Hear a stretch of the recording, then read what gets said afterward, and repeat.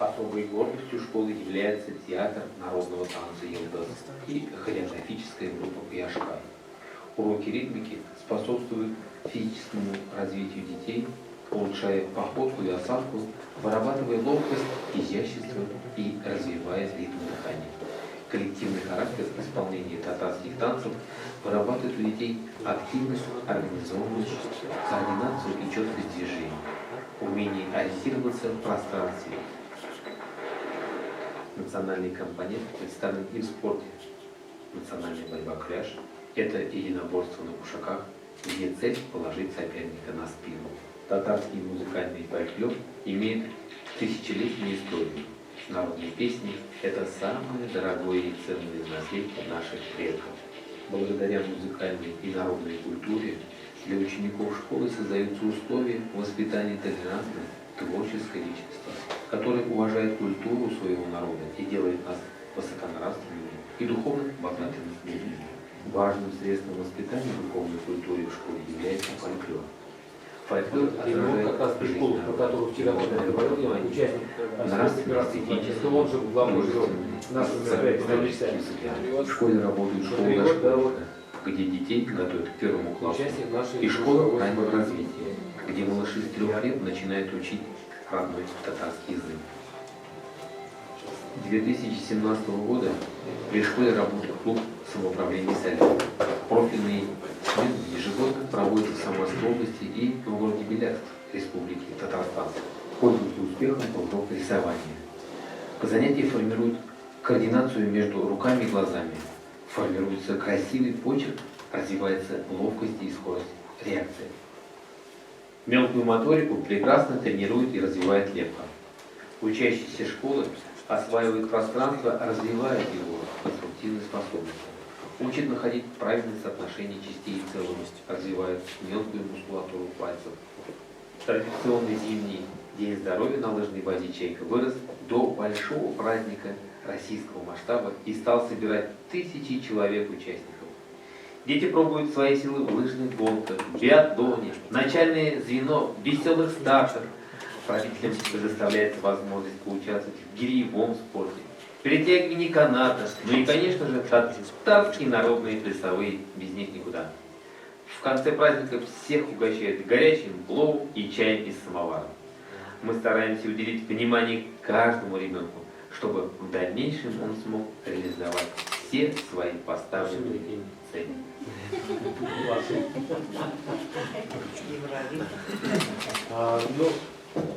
Уважаемые участники интереса, я готов ответить на вопросы. Говорить, конечно, о школе мы можем часами, сутками, не устанем. Вот. Мы ее любим. Поэтому все наши учителя работают в основном давно уже, и владеют в основном все татарским языком.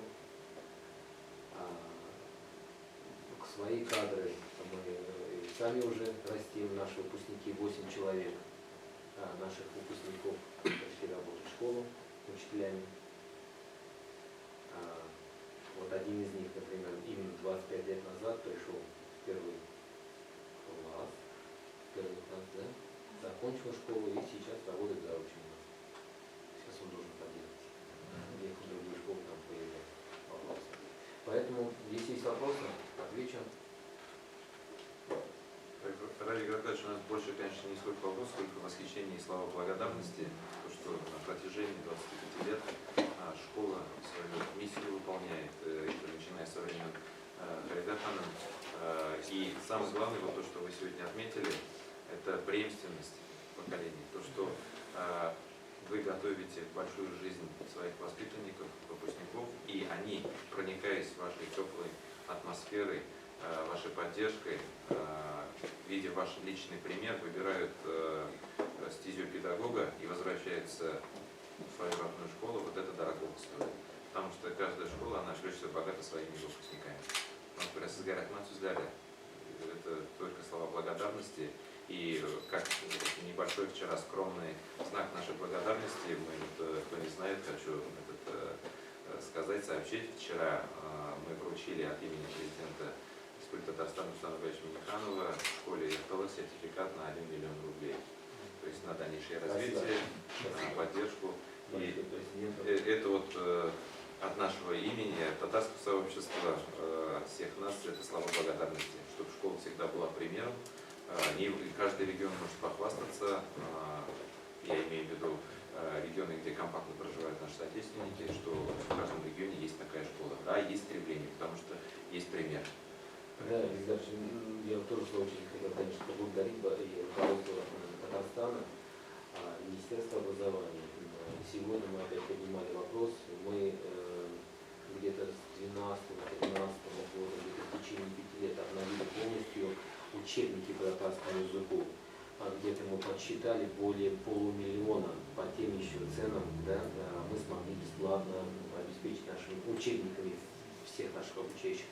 К сожалению, время идет, а учебники устаревают, новые, обновленные в ГОСТ вступают в силу, поэтому сегодня буквально утром опять разговаривали об этом, и я знаю, что вы сегодня министру образования Татарстана предложили об этой ситуации, я знаю, что и вы ищете пути решения, и снова как нам помочь в этом отношении. Мы посчитали где-то примерно на 1 миллион, нам нужно уже еще учебников для того, чтобы навить вот нам учебники по татарскому языку. Огромное вам спасибо Хадзесу, Министерству образования. Спасибо вам огромное за эту помощь. Спасибо за теплые слова. Ну, мы продолжаем, у нас время идет. И как все знают, и присутствующие, и в формате видеоконференции в 2022 году мы отмечаем 1100-летие принятия ислама на оружии Волжской Булгарии. И в эти дни в Республике Татарстан, а также в различных субъектах Российской Федерации идет подготовка к этому важному историческому событию. И я с удовольствием хочу сказать, что сегодня с нами председатель регионального духовного управления мусульман Самарской области, муфти Талиб Хазрат Ярулин. Мы знаем, как трепетно руководство школы относится к вопросам духовного воспитания обучающихся, и поэтому вот я с удовольствием хочу представить слово Талиб Хазрат Сюссизге Рахматилин Дюшин. Бисмиллахир-рахманир-рахим. Ассаламу алейкум ва рахматуллахи ва баракатуху. Добрый день, уважаемые участники, уважаемые видеоучастники конференции. Сегодня, как было заявлено о том, что вчера мы отмечали 25-летие школы Акталык, эта школа является примером для других, и духовность и национальная самобытность, она идет рука об руку. Вот все традиции, которые есть в народе, они все от религии. Это уважение к старшему. То есть, аксакал, к примеру, да, аксакал это уже уважаемый человек, это вот считалось, что его слово уже закон. И как бы вот эта традиция, она и сейчас еще сохраняется, слава Богу, алхамдулиллах. И такие пожилые люди, они являются как бы стабилизатором устойчивости, стабилизатором того, что не будет никаких потрясений. И вот они также передают то, что они сами знают своим поколениям, своим детям, они своим детям. И вот эта преемственность поколения, она идет. И говорит о том, что кто не знает, не помнит своих корней, у того нет будущего. То есть мы помним свои корни, знаем свои традиции и пытаемся передать эти традиции детям. Вот в школе Акталык, в особенности, и есть по системе ОРКСЭ именно вот исламская тематика и исламский компонент, культура, исламская культура преподается один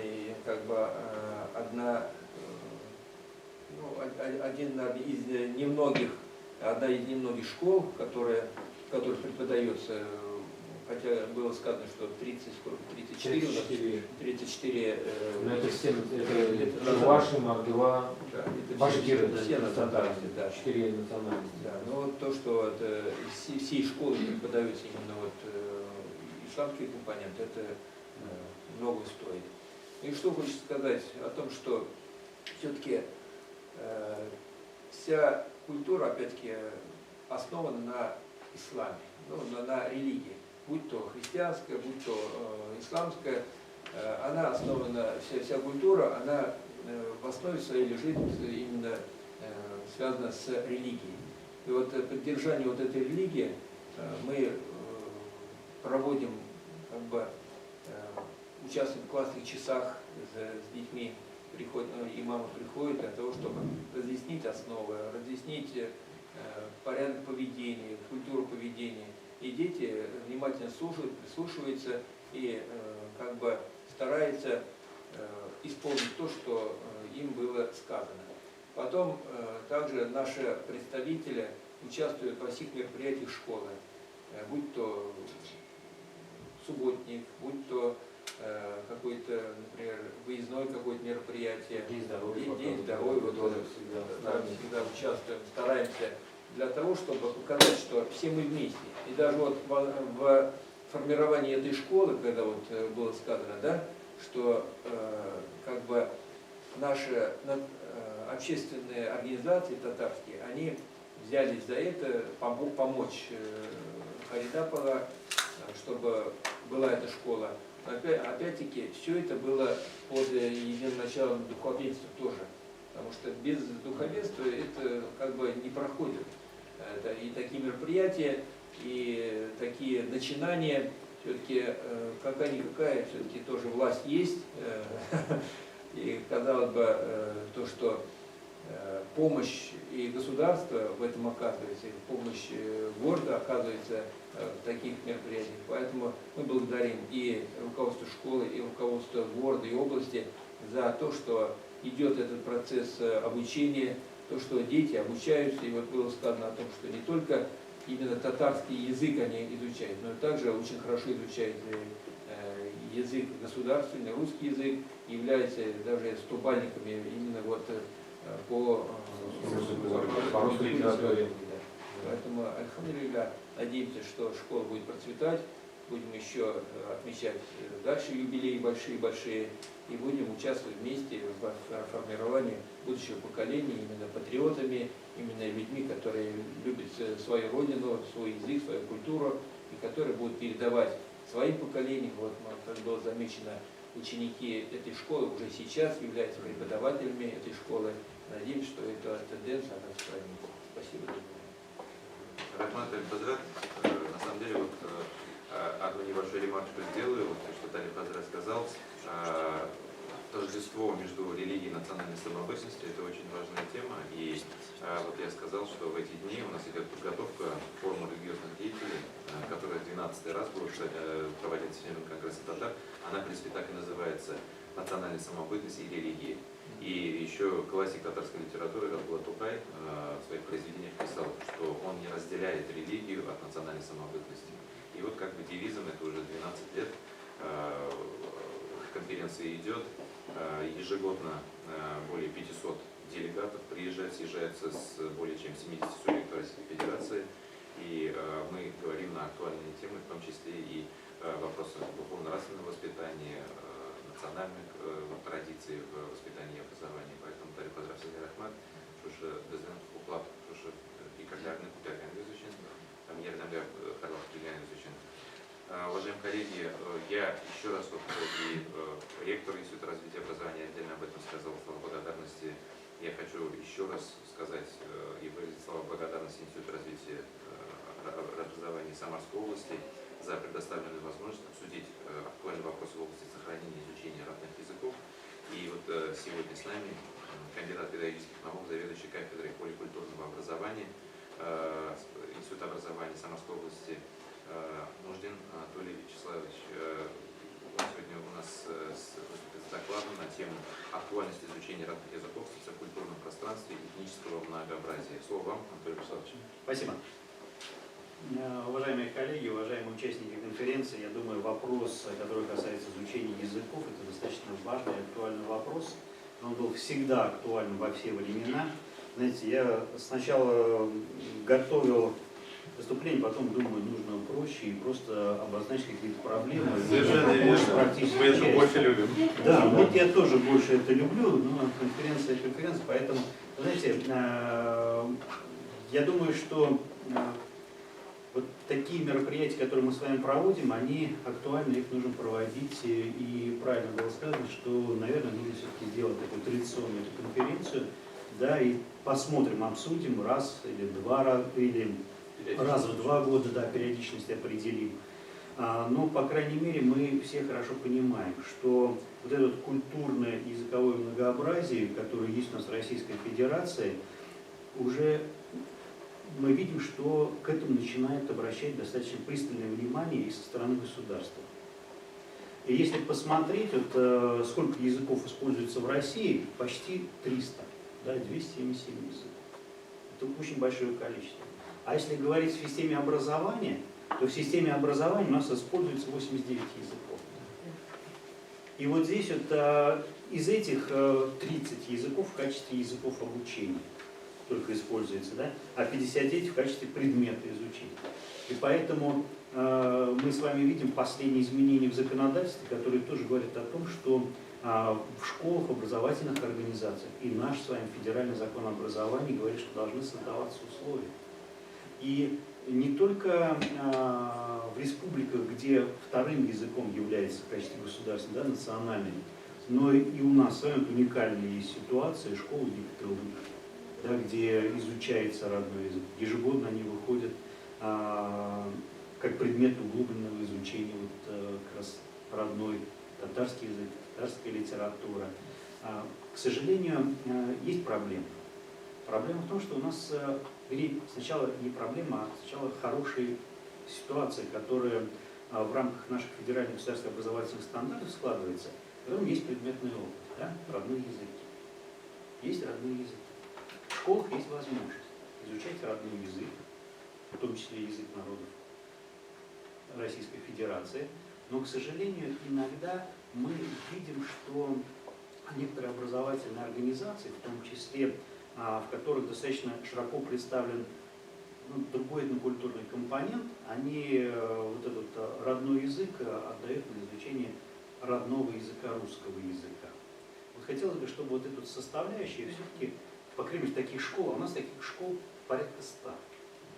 В 34 школах, да, вот, изучается. А раньше мы, когда мониторили, начиналось с 80 школ, в которых изучался. Половина из них изучался как предмет. Сегодня в качестве предмета осталось единица. Татарские школы, по-моему, в 7-9 школах остался как предмет изучается. Чувашские в 14 школах как предмет изучается. То есть больше уходит как на внеурочную деятельность. То есть вот такие вещи.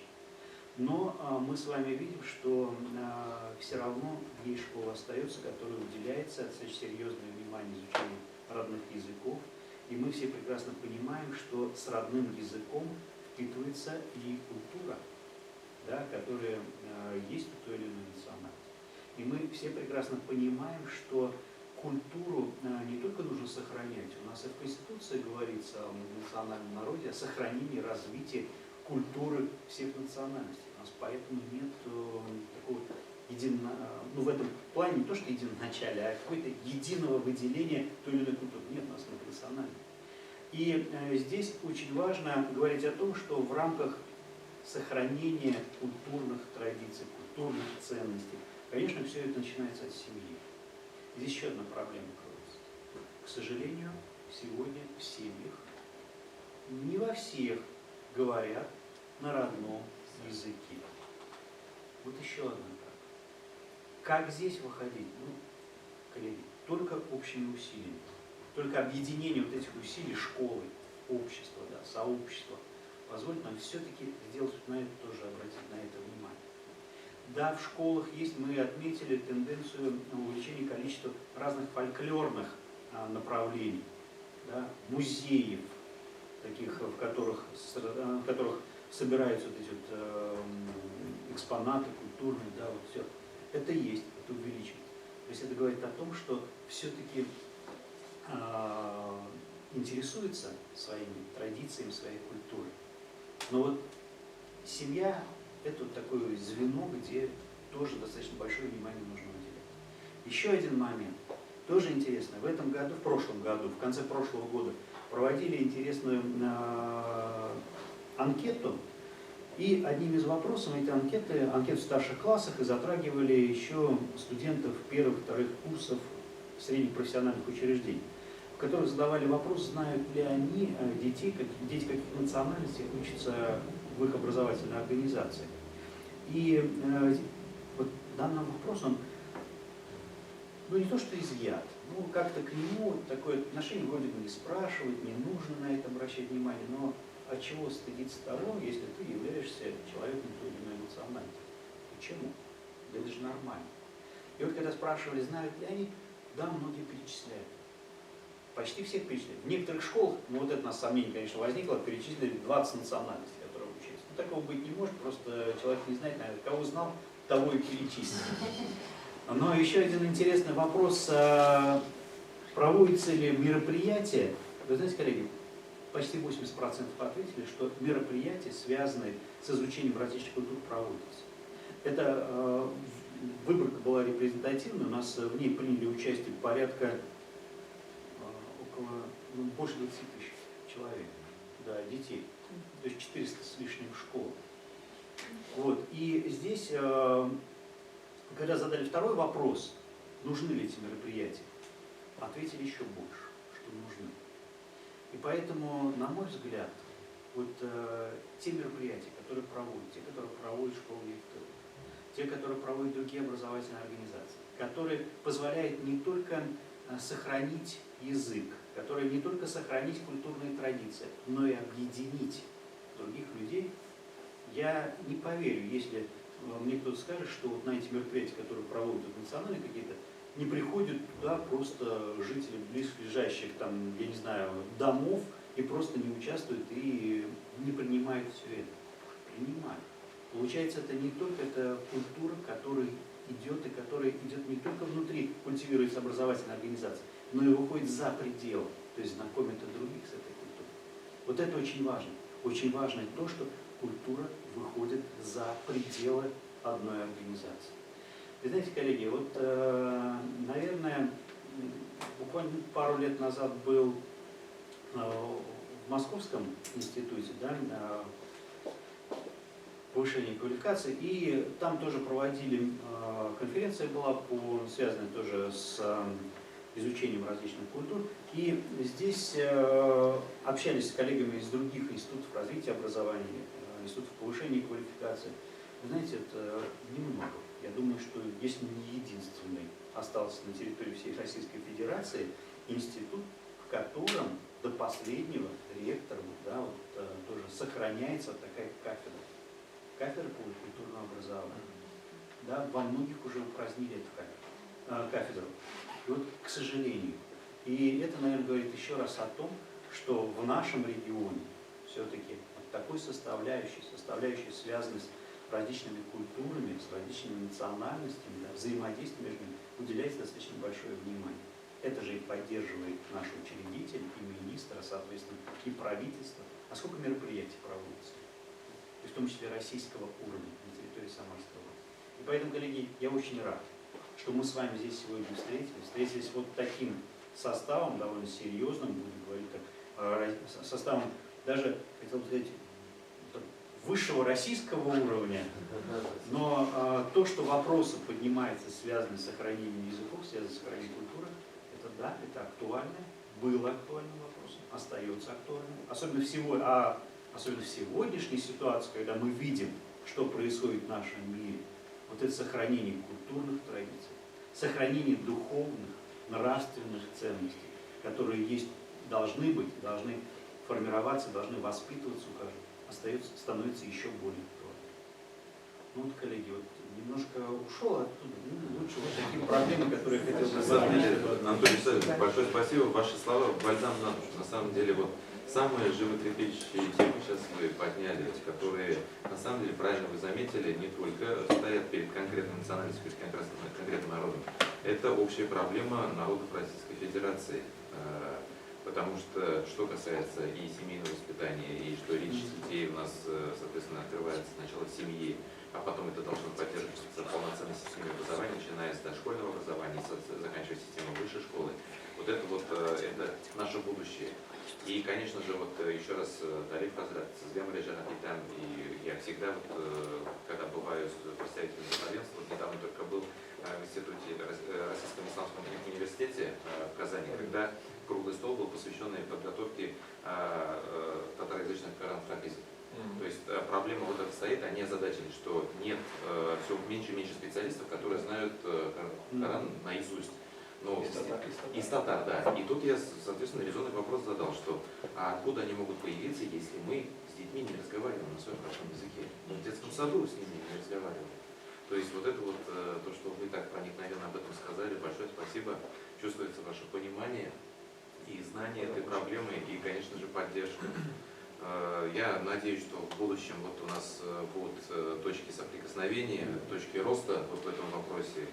Мне очень вот, понравились тезисы ваши, и искренне от себя хочу сказать большое спасибо. Спасибо. Но идем дальше. И вот говоря о функционировании системы образования, полноценной системы образования, про которую я только что сказал, естественным образом подразумевается и реализация сетевого взаимодействия между образовательной организацией и системой высшей школы. То есть, когда школа работает одна, варится в своем соку, добиться она чего-то не может или понадобится очень большое время. В этом формате сотрудничества и наставничества перспективы реализации любого проекта значительно возрастают. И вот с нами сегодня руководитель Центра онлайн-школы ОНАТ-ЛЕ, Институтов филологии и межкультурной коммуникации Казанского федерального университета, доцент кафедры общего языкознания и тюркологии ИФМК КФУ Фатхулова Кадрия Сунгадовна, ученые Казанского федерального университета у нас активно участвуют в обсуждении новых федеральных государственных образовательных стандартов. И я с удовольствием хочу представить слово доценту доценту КФУ Кадрия Сунгадовне. Тема доклада «Деятельность учителя родного языка в условиях реализации обновленных ВКОС». Спасибо большое. Откройте, пожалуйста, презентацию. Презентация Самары. Хайырлы күн, хөрмәтле милләттәшләр. Добрый день, участники конференции. Мой доклад очень созвучен с докладом Анатолия Вячеславовича. И я хочу привести в свое выступление тоже несколько цифр, которые будут подчеркивать, что какую актуальную тему мы сегодня с вами обсуждаем, и тему, которая посвящена наша конференция. Пожалуйста, следующий слайд. Свое выступление я хотела бы начать словами известного татарского писателя, поэта и драматурга Ханиса Яруллина. «Анам теле, телләр теле, милләтемнең бердән-бере. Син булганга без дә исән, син булганга без дә терек». Следующий слайд, пожалуйста. И вот перед вами несколько цифр, которые озвучил также Анатолий Вячеславович. Сегодня в мире насчитывается более 6000 языков, но только 6 из них являются мировыми языками, языками международного общения. И, к сожалению, как гласит статистика, около 2000 языков сегодня находятся на грани исчезновения. Следующий слайд, пожалуйста. Что касается России, вот Анатолий Вячеславович сказал, что насчитывается в России около 270 языков.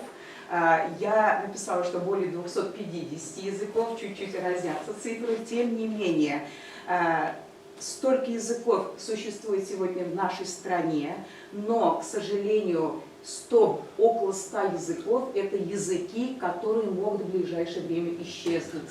В самом тяжелом состоянии находятся языки, которые перечислены на слайде, вы видите, эти кельтский язык, готский язык и так далее. И если вы посмотрите на цифры, на этих языках, на некоторых из них говорят менее 10 человек. И это люди преклонного возраста, которые становятся с каждым днем меньше. То есть эти языки бесследно исчезнут. Пожалуйста, следующий слайд.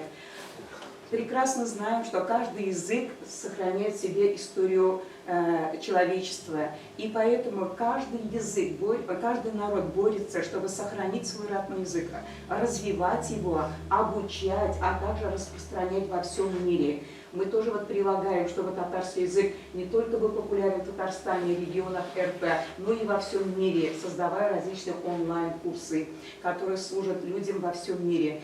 И самое главное сегодня наша задача, как вы сказали, это передача молодому поколению, подрастающему поколению нашего родного языка и тех культурных ценностей, которые были накоплены в течение веков. И в этом, потому что защита языка – это защита народа. Все прекрасно понимаем, что без языка не бывает народа. А если нет народа, не будет и языка. И если наши сегодняшние ученики не усваивают в школах татарский литературный язык, у нашего литературного языка не будет будущего. И поэтому мы должны обращать именно огромное внимание, каждый учитель родного языка, в том числе татарского языка, именно на эту проблему. Следующий слайд, пожалуйста. Что касается татарского языка, мы говорим, что в мире насчитывается более 7 миллионов татар, и только 2 миллиона проживают на исторической родине. Более 3 миллионов татар раскиданы по всем регионам Российской Федерации. Еще более 2 миллионов татар проживают в странах ближнего и дальнего зарубежья. То есть не только мы, татары, которые живут в Татарстане, но и все регионы Российской Федерации и зарубежные татары, мы все делаем одно общее дело, пытаемся сохранить наш родной язык, нашу родную культуру. В России татарский язык занимает второе место. Это было подчеркнуто несколько раз в выступлениях. Казалось бы, на первый взгляд, нашему языку сегодня еще не грозит такое исчезновение полное. Но тем не менее, как вы озвучили, то, что наши дети, особенно в мегаполисах, в крупных городах, не знают своего родного языка, не разговаривают между собой на татарском языке. И самое важное, что многие родители не хотят, просто или равнодушны к тому, чтобы их дети изучали татарский язык. Вот эти все проблемы, конечно, заставляют нас бить в колокол, бить в тревогу. Пожалуйста, следующий слайд. Прекрасно знаю, что татарский язык на протяжении веков боролся за свое выживание, за свое сохранение.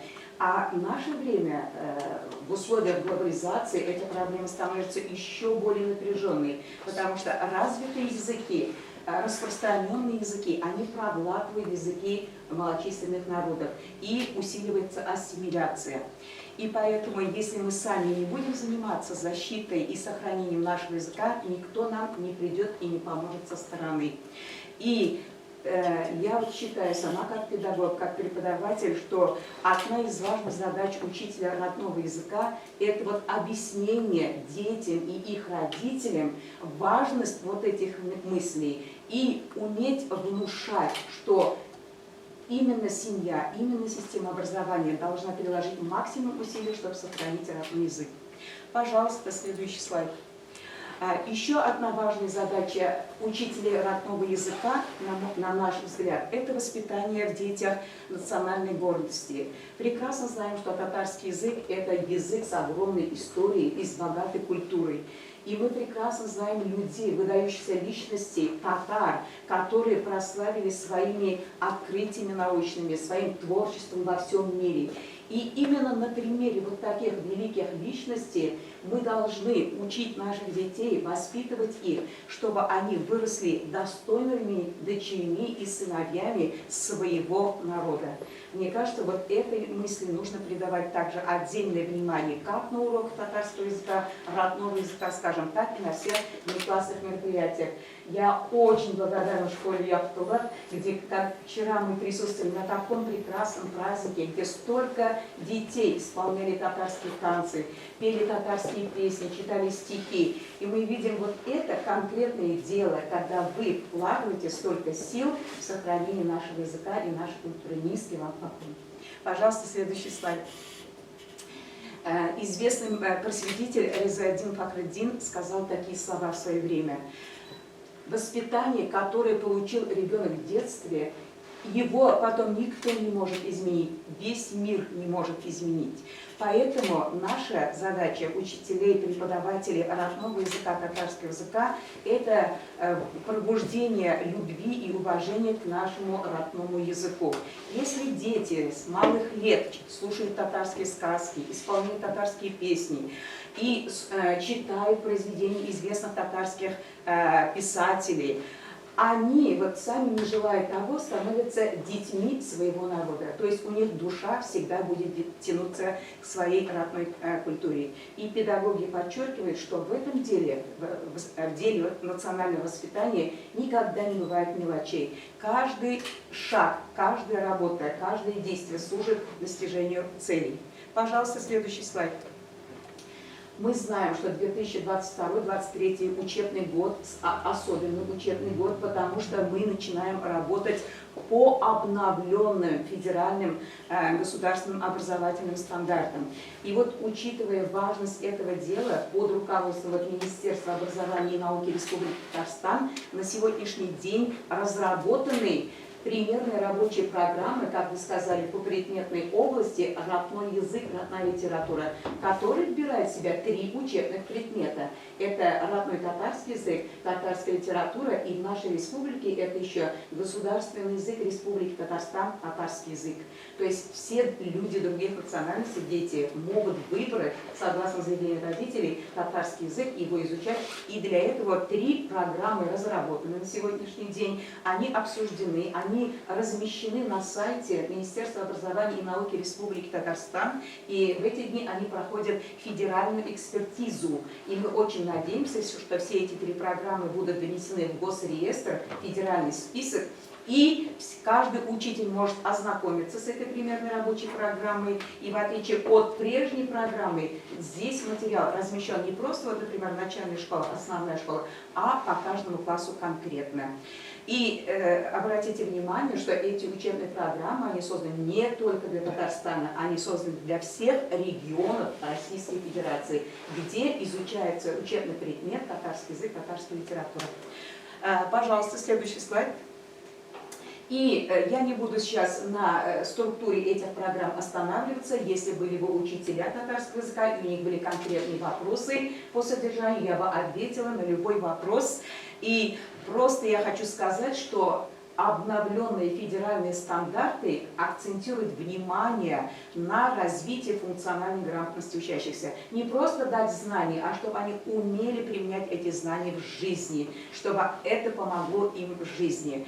И эти программы сейчас они составляют основу образовательного процесса по татарскому языку, по родному татарскому языку. Пожалуйста, следующий слайд. И хотелось бы завершить такое короткое свое выступление словами еще одного известного татарского поэта Роберта Миннулина.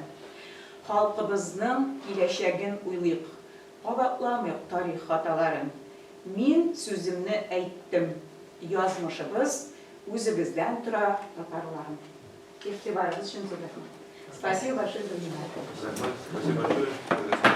Вот небольшую ремарку только добавлю, вставлю, с вашего позволения. Вот то, что высказывание Резы Фахретдинова, у татарского народа есть такая мудрость высказывания, что то, что ребенку дано до 7 лет, не забудется и в 70. В принципе, вот об этом мы сейчас говорили, но более научным языком, на самом деле. Вот у нас есть у родителей люфт 7 лет, да, где мы можем вот полноценно отработать. Тогда уже мы можем не переживать, там мы должны уже поддерживать. Это я как педагог тоже говорю. Вот этот момент, если он упущен, вот дальше будет сложно. Ну и в продолжение темы о сотрудничестве хотелось бы сказать, вот если бы мы делали ставку только на только одно направление, на одного сетевого партнера, это, конечно же, не дало бы никакого эффекта. Сегодня мы отчетливо понимаем, что школа и педагогическое сообщество, родительское сообщество — это одно единое. И вот когда мы вместе, вот только тогда мы можем достигать высоких целей. И вот главная опора образовательной организации — это, конечно же, родительская общественность, это семья. В тесной взаимосвязи модели школа-семья — это ключ к успеху образовательной организации. Вот на нашей конференции сегодня присутствует председатель Татарской национальной культурной автономии города Самара, председатель Совета школы Ямтылык Сабиров Ленар Ильдусович. У него тема сегодня «Семья и школа. Практики сохранения родного языка. Школы Ямтылык». Сюсизге, Ленар Ильдусович. Добрый день, уважаемые участники сегодняшней встречи, добрый день, организаторы. Как до этого выступил Анатолий Вячеславович, Калия Сумгатовна, у нас тема будет примерно похожая, да, и причем мы до этого не договаривались, понимаю, что мой доклад, проблема одна и та же, да. И долго подбирал цитаты, с которых хотел начать нашу встречу, и не смог найти ничего лучше, чем процитировать один из аятов Священного Корана, в котором Всевышний говорит о том, что создал нас народами и племенами, чтобы мы изучали друг друга. Соответственно, наша обязанность заключается в том, чтобы сохранить нашу народность, нашу самоидентичность и оставить это потомкам. Сам я в первую очередь являюсь отцом двоих детей, сын и дочь. Сыну 9 лет, дочери, сын в 9 классе учится, дочь в 4 классе в школе Якталак. Так же, как и сказала Ильгиз Ильдарович, являюсь председателем общественной организации. И, то есть более знаком с проблемами наших соотечественников. Россия – это, конечно же, многонациональная страна, и без исключения каждый народ страны оказывает существенный вклад в общероссийскую культуру. Но за последние 50 лет, как было подчеркнуто, Россия потеряла уже 10 языков, и еще 15 находится на стадии исчезновения. Немалую роль в этом процессе, на наш взгляд, играет урбанизация. Согласно переписи населения 2021 года, средний показатель урбанизации, представьте только себе, составил 73%. Это огромная цифра, невообразимая, на мой взгляд. Я сам родился и вырос в небольшом городе, тогда еще Татарская ССР, ныне в Республике Татарстан, город Мавлат. Окружение мое было в основном татарами. Мое окружение в основном все разговаривали на татарском языке. Во всех школах Татарстана преподаются родной язык, а это татарский язык. И прекрасно понимаю, что мое окружение как раз в детстве сыграло важную роль в знании родного языка. И сейчас мы с вами живем, как было подмечено, в мегаполисе, в среде, в которой родной язык мало востребован. Также многие родители в школе Яктылык сами довольно плохо знают родной язык, и в связи с этим они стараются вести детей непосредственно в Яктылык. Именно поскольку там изучаем, хотя бы есть какая-то возможность изучить родной язык, культуру, общаться с соплеменниками. Что же привлекает родителей в этой школе, скажете вы, спросите вы? В первую очередь это национальное образование и атмосфера семьи внутри школы. Практически все учителя школы являются носителями татарского языка. Многие учителя лично знают нас, наших родителей, то есть бабушек, дедушек, учащихся. Это тоже играет большую роль в учебном процессе. Ученики с 1 класса начинают посещать занятия по внеурочной деятельности, например, такие как ритмика, борьба, кэраш, это вообще замечательно. Фольклор татарского народа, а с 2 класса начинает изучать язык непосредственно на уроках татарского. Кстати, кто вчера смог присутствовать на мероприятии, приуроченном юбилею школы, я думаю, смог воочию лицезреть трогательное выступление даже малышей 3-4 лет. Первыми, которые выступали, настолько от них глаз невозможно было оторвать, насколько это было естественно. И немаловажно, что дети еще перестают стесняться своего происхождения. И это все нас, родителей, может только радовать. Но время диктует свои требования. И помимо языка и культуры мы хотим высокого уровня образования для наших детей. Мы хотим, чтобы они поступали в престижные вузы на бюджетные места. А для этого требуются качественные материально-технические условия, оснащенность современными средствами обучения. Если бы, конечно, вот эта материально-техническая база, как в данном здании заведения была, это было бы аж верх нашего верх мечты, но поэтому мы ждем от школы следующее. Первое – это создание для детей традиционного народного окружения, насколько оно возможно в современных условиях. И второе – это конкурентоспособность детей при поступлении в вузы. Возвращаясь к первому пункту, хотелось бы добавить следующее. Вместе с увеличением популярности школы увеличивается и число желающих учиться вне детей, не из татар. Что в свою очередь вызывает негодование со стороны татар, незачисленных в связи с нехваткой мест. В то время как люди, дети другой национальности спокойно прошли и зачислили. Ну, это вот эта конкурсная система зачисления, она много вопросов оставляет.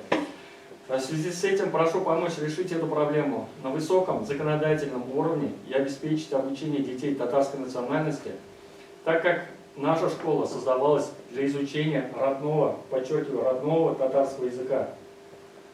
И со своей стороны, как общественная организация, готова оказать от себя зависящую поддержку в этом вопросе. И повторюсь, образовательные запросы родителей – это наши ожидания от школы, касающиеся качества образовательной среды, организуемых в ней процессов и коммуникаций. И в завершение своего выступления хочу привести слова Льва Николаевича Толстого, которые я больше адресую родителям детей нашей школы и соотечественникам. Воспитание детей кажется сложным до тех пор, пока мы, не воспитывая себя, хотим воспитать других. Благодарю за внимание. Если есть вопросы, готов ответить. Спасибо большое, Геннадий Владимирович. На самом деле, очень проникновенное выступление, проникновенные слова. Подписываемся под каждым словом. И еще раз большое спасибо. Вот именно то, что вы понимаете сложности, которые есть сегодня перед образовательной организацией, этой части обеспечения и учебников, там, я не знаю, подготовки кадров и так далее. Все это вот мы совместно решаем, но самое главное, ведь когда мы чувствуем поддержку родительской общественности, вот когда мы вместе, это действительно намного легче дается, потому что когда только идет какая-то критика, а нет взаимовыгодного сотрудничества, вот это вот на самом деле сложности возникает. Илья Ильдарович, еще один момент вспомнил, как раз при подъезде позвонили мне наши татары, просили выразить слова благодарности в первую очередь президенту Республики Татарстан за оказанную помощь, поддержку. Мы всегда чувствуем вашу поддержку.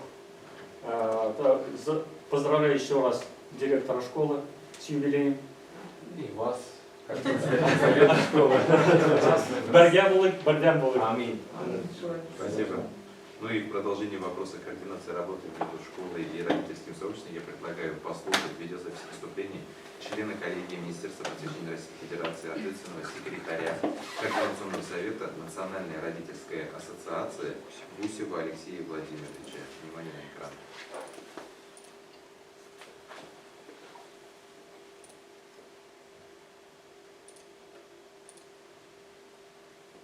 Добрый день, дорогие коллеги, уважаемые участники сегодняшнего праздничного мероприятия. Сегодня исполняется четверть века замечательной школе Яктылык. И я от имени Национальной родительской ассоциации поздравляю вас с этим славным юбилеем. Сохранение и развитие родного языка, формирование культуры, уважение к прошлому своего народа являются одними из важнейших направлений в образовательной политике, в работе с родителями.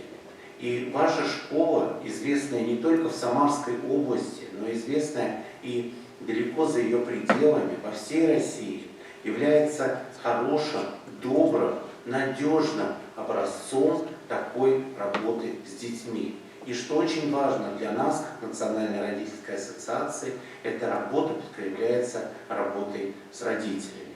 Я глубоко убежден, что сохранение и развитие родного языка – это общая задача семьи и школы.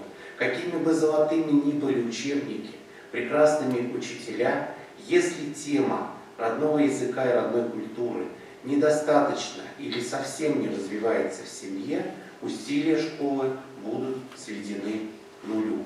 Поэтому я надеюсь, что ваш опыт, который вы сегодня обсуждаете, тиражируете, презентуете, будет полезен для всех народов, проживающих на территории нашей прекрасной Российской Федерации. С праздником, дорогие коллеги! Спасибо. Спасибо большое Алексею Владимировичу. Мы идем дальше. У нас еще есть доклады и время, как бы поджимает, да? Вопрос сохранения родных языков в поликультурном пространстве. Тема актуальная в масштабах страны, о чем, в принципе, вот только что мы слышали в видео поздравлений. Наша страна славится своим многообразием. Это касается и образования, и культуры. Можно даже сказать, что это взаимодополняющие друг друга факторы, которые положительно влияют на развитие национальных языков. И здесь необходимо отметить положительный опыт работы различных сообществ, общественных организаций. Таким сообществом, несомненно, является САЛЯТ. О сохранении языка в поликультурном пространстве на примере работы сообщества САЛЯТ нам расскажет руководитель Центра образования и образовательных технологий «Салят», кандидат филологических наук, доцент Якупова и Диляра Джавдетовна. Слово вам, Диляра Яковлевна. Хайрле Кен. Добрый день, уважаемые организаторы, участники конференции. Меня слышно? Ну, во-первых, от имени нашего сообщества, от имени руководителя проектов «Салят» Сулеймана Тудета Шевкетовича, позвольте поздравить частную школу Яхтылык с юбилеем. «Салят» и Яхтылык давно уже начали свое сотрудничество, и мы надеемся в дальнейшем сохранять такие теплые, плодотворные отношения. Спасибо за приглашение выступить на конференции. Я расскажу про опыт «Салят», как мы работаем с татарским языком, про роль татарского языка в нашем сообществе. Если есть возможность, можно запустить презентацию. Куринер? Да, сейчас готовят вот специалисты. Сейчас все мы видим. Спасибо. За 28 лет своего существования «Салят» превратился из лагеря на 65 участников в социально-педагогический комплекс, направленный на создание условий для гармоничного, разностороннего развития личности детей. И в настоящее время, можно следующий слайд, посмотреть краткую сводочку. «Салят» при поддержке правительства Республики Татарстан, лично президента Республики Татарстан, Министерства молодежи, Министерства образования Республики Татарстан проводит более 50 проектов, в которых принимает участие около 18 тысяч человек ежегодно. Далее можно пролистать, чтобы познакомиться с тематикой проектов. Это 22 летние профильные смены в разных районах Республики Татарстан и других регионах Российской Федерации. Это, следующий слайд, молодежный образовательный форум в Белярске. Это следующие слайды, образовательные и творческие проекты, которые мы проводим на протяжении года. Это круглогодичная клубная деятельность по направлениям в Доме «Салят» и в клубах учебных заведений. Яхтылык мәктәбендә дә безнең 16 елдан «Салят» клуба гөрләп үз эшчәнлеген алып бара. Без моңа бик шатбыз. Вот мы видим слайд про форум, дальше можно пролистать про наши образовательные проекты. Самые известные из них это «Алип», «Тальцат» и «Санаклаб» в течение года ведут свою работу. Следующий слайд, я как раз сказала тоже про наши творческие проекты. Это «Гикафест», это литературный конкурс «Салят Кянур» и другие. Про клубную деятельность тоже следующий слайд я рассказала. И для работы с детьми по этим направлениям, следующий слайд тоже можно показать, мы организуем в течение года школу вожатых «Эйдаманнар» Мэктебе, школу руководителей «Божжидатлер» Мэктебе и корпоративный университет. Это программа, в которой формируется и профессионально растет наша большая команда «Салят». Да, следующие два слайда можно показать. Я здесь просто пролистываю. Я думаю, что некоторым, надеюсь, даже многим уже знакома наша деятельность. И вот новый проект «Салят» 2020 года ведет свою работу школа «Салят Фасылташ» на базе, вот можно здесь остановиться, средней общеобразовательной школы 51 города Казани. Мы уже работаем в формате общеобразовательной школы. Сейчас у нас 1 и 2 класс и группа подготовки. Школа была создана на базе клуба «Бялякеш», семейного клуба, объединяющего семьи «Салят» с детьми дошкольного возраста. Поэтому вот предыдущее выступление было как раз про важность семьи. Это тоже наш формат работы и очень близкая нам тема. И все проекты, про которые я сказала и которые не упомянула, они реализуются в общем концептуальном пространстве «Салят» и разделяют принципы сообщества. И одним из основополагающих принципов является трехязычие. Я попрошу показать следующий слайд, на нем остановиться. Следующий слайд про миссию школы, вот здесь. Принцип звучит так. «Салят мухтенде татар теле хауа, рус теле су, инглис теле ипи».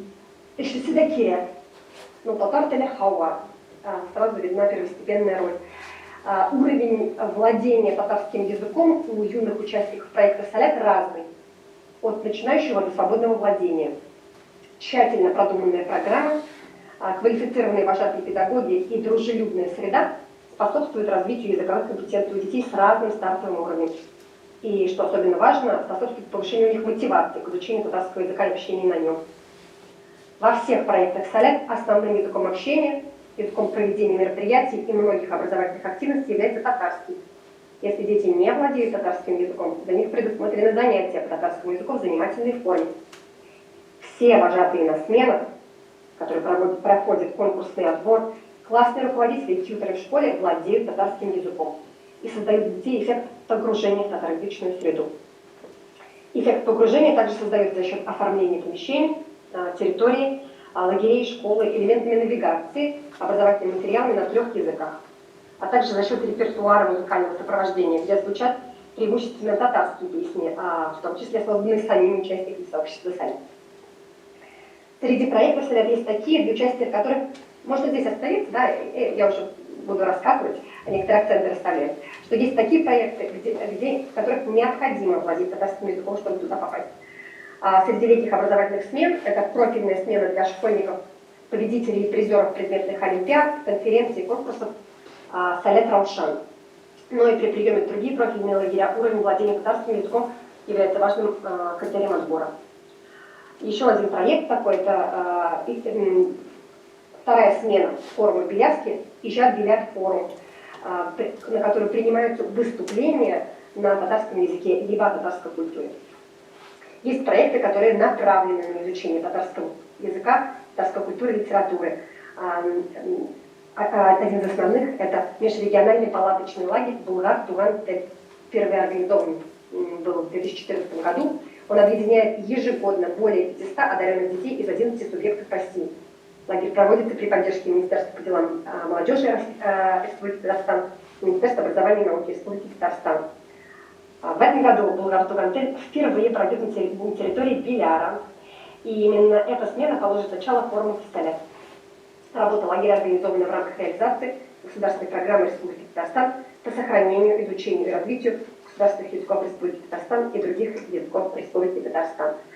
Еще один проект – это открытый литературный конкурс «Салят Кенур Булган Йолдузлар», который направлен на выявление способностей и на формирование интереса к татарской литературе и к словотворчеству на татарском языке среди школьников, студентов Республики Татарстан и других регионов.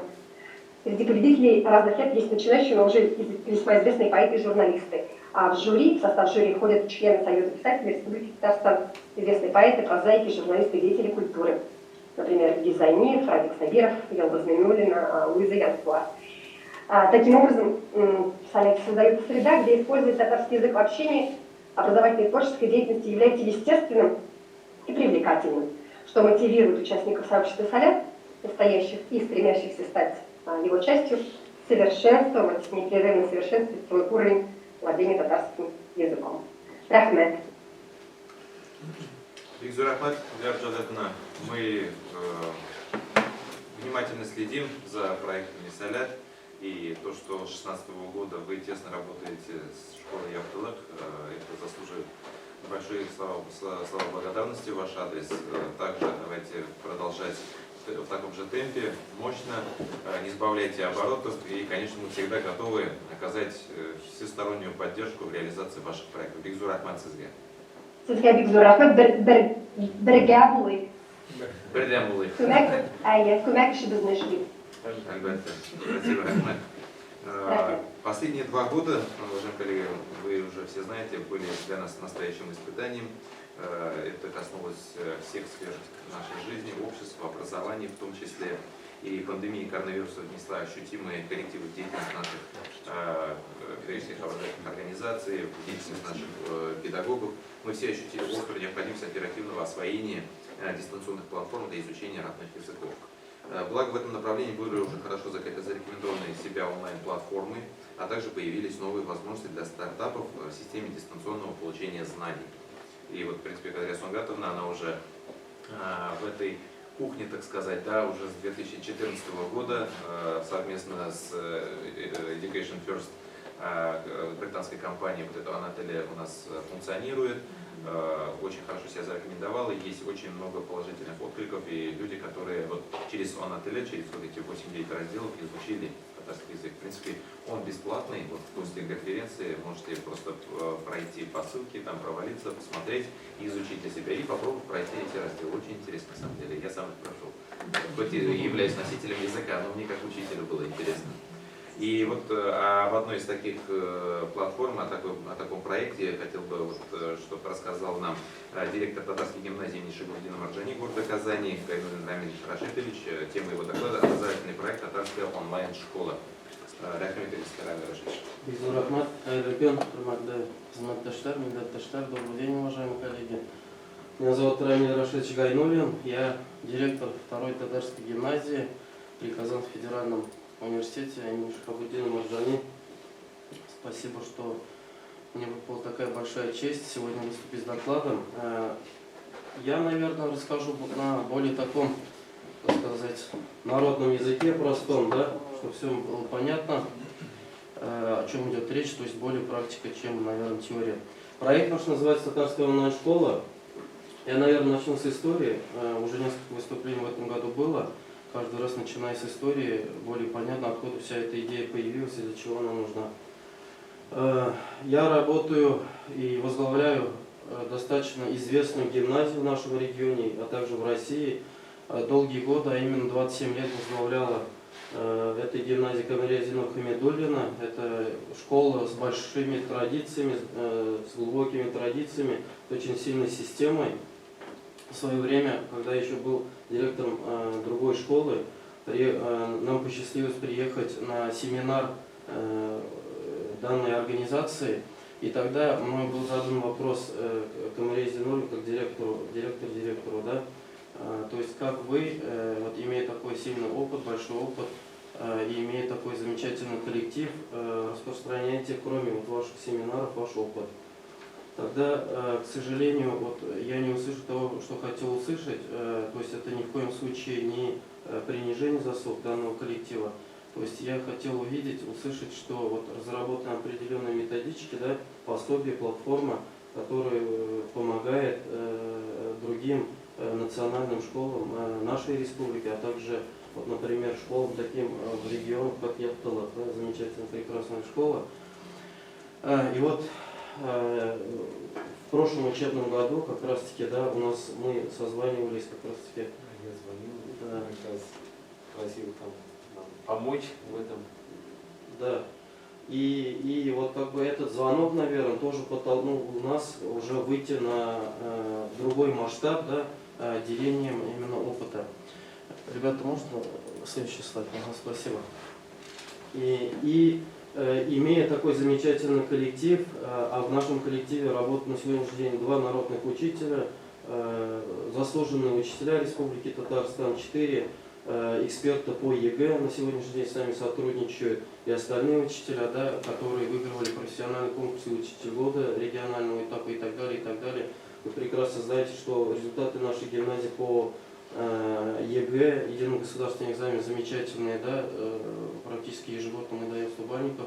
И олимпиадное движение у нас, несмотря на то, что мы микрорайонная школа, достаточно прилично идет. Вот в этом году 40 олимпиадников дали мы в Республике Татарстан, в регионе, 2 в России. И мы решили поделиться именно опытом наших, в первую очередь, вот как Райграф говорил, да, золотой фонд нашей школы — это наши учителя. Вот я 100% с этим согласен. И мы, по-простому говоря, начали снимать открытые уроки наших учителей. То есть это не так вот прям проходит у нас семинар, и мы отсняли урок. А мы целенаправленно сели с учителями. В этом году начали, так сказать, самых талантливых, самых опытных наших учителей, организовали круглый стол и решили таким образом, что по каждому предмету, например, химия, физика, математика или даже окружающий мир в начальных классах, да, выделить по 16 тем. 16 тем. Почему 16 тем? 8 месяцев. В течение месяцев мы прекрасно знаем, что в условиях даже, ну, так сказать, бюрократии, несмотря на то, что я руководитель, да, у учителей работы очень много. И мы взяли в месяц 2 темы. По 2 темам мы снимаем 4 видеоролика. Учителя готовятся как на открытый урок. Это их авторские разработки. Ребята, можно следующие слайды? Да, вот. Это их авторские разработки, то есть мы эти уроки ни из кого не скопируем, то есть учителя сами создают, готовятся, готовят презентации по каждому уроку, делают содержание уроков, готовят проверочные материалы КИМы, да, И когда у нас, например, несколько предметников готовы, мы приглашаем профессионального оператора, одного из лучших ведущих операторов, режиссеров Республики Татарстан, то есть наняли, да, в условиях гранта, и снимаем видеоролики. В конечном итоге наш специалист готовит видеоматериал, продукт, да, уже монтаж получается за ней. И выкладываем все это на нашу базу, на нашу ресурс-платформу. Можно следующий слайд. Так, и еще. Вот. То есть наша вот основная платформа, официальный сайт проекта, вы видите на доске на экране, да? У нас есть свой контент в Ютубе. К сожалению, Инстаграм нам уже, там уже другие условия. Сейчас мы деятельность ведем в ВКонтакте. Все ссылки работают. Вот сегодня мне посчастливилось выступить перед коллективом нашей замечательной школы Яптыла. Презентацию оставили в школе, и о сотрудничестве мы уже договорились, так сказать, хотя бы на словах. То есть, что это значит? Вот, например, учителя национальных школ могут пройти по данным ссылкам, посмотреть видеоролики по предметам. На сегодняшний день у нас по начальной школе это математика, окружающий мир. По основной школе у нас получается математика, алгебра, геометрия, химия, физика, информатика и остальные предметы. На сегодняшний день пока нет географии и еще пару предметов. С 1 сентября хотим включить все направления по нашей школе, учитывая дополнительное образование. Чему вся эта работа и для чего это нужно? В условиях пандемии, вот как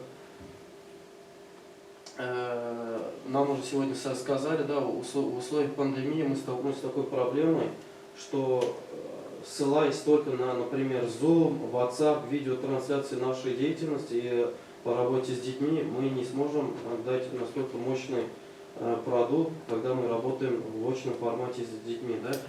И второй еще момент.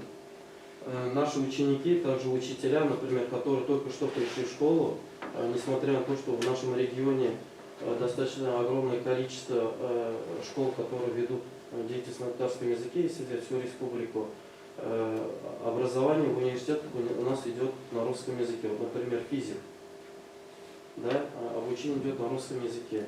Придя в нашу школу, а мне, как директору школы, нужны специалисты, которые могут вести физику на татарском языке, потому что все предметы у меня ведутся на нашем родном языке. Да, тавтология.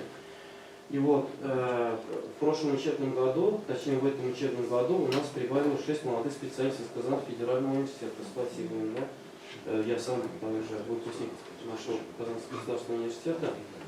И чтобы наши учителя, новобранцы не столкнулись с такой проблемой, а как же вот подготовиться на татарском по физике, по химии, по остальным предметам, они могут легко зайти на этот сайт, никакая регистрация не нужна, никакие деньги не нужно платить, да, абсолютно все бесплатно.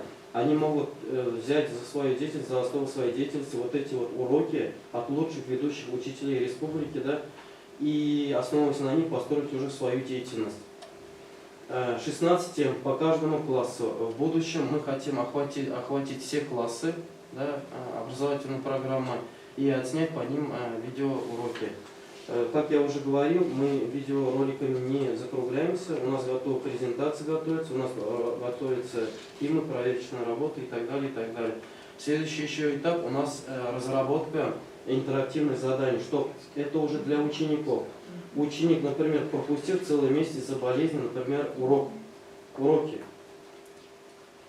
Элементарно он заходит на этот сайт, смотрит видеоролики, и чтобы проверить свои задания, проверить свои знания, ему не нужно, например, усложнять жизнь, он может зайти на этот сайт, там же пройти по интерактивным заданиям и проверить свои элементарно знания, которые он получил по данному видеоролику. И еще вот я скажу, следующий основной, наверное, момент, несмотря на то, что вот у нас огромная поддержка со стороны Министерства образования и науки, да, именно обеспечение учебниками нашей гимназии, несмотря на что огромная поддержка, мы еще являемся школой Конгресса татар, огромная поддержка оказывается, да, нам.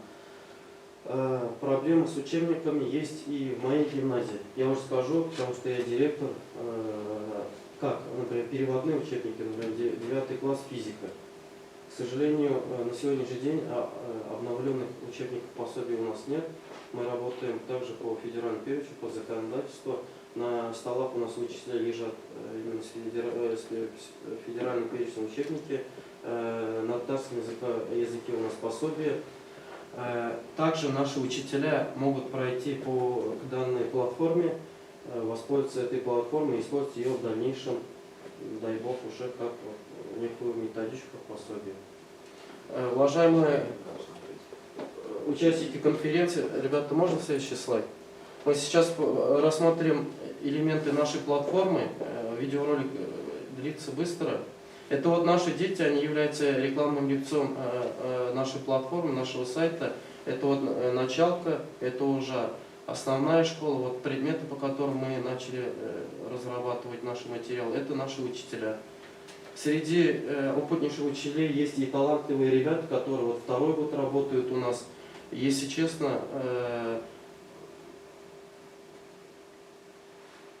у молодежи уроки настолько плодотворно получается.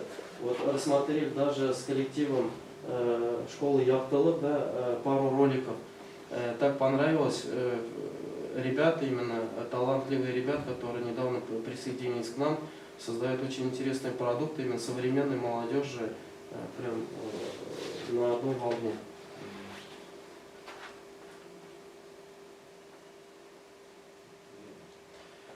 Содержание видеороликов. Один видеоролик посвящается теории, один видеоролик посвящается, получается, практике. Вот здесь, например, Сабира Алсен Халимовна, учитель высшей категории, математика, нам дарство объясняет тему, как это теорема Пифагора,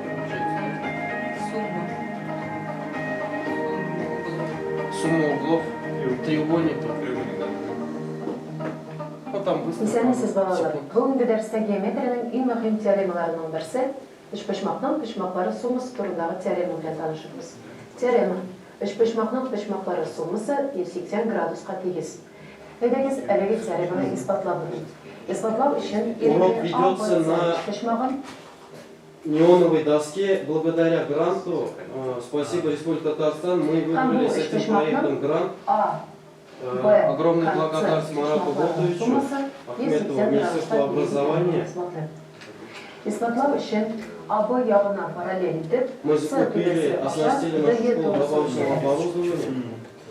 И вот неоновая доска, то есть учитель рассказывает, описывает теорему на доске, но тем самым, видите, зеркальное отражение, вроде пишет как будто на воздухе, да, и весь этот материал уже идет к нам вот таким вот образом.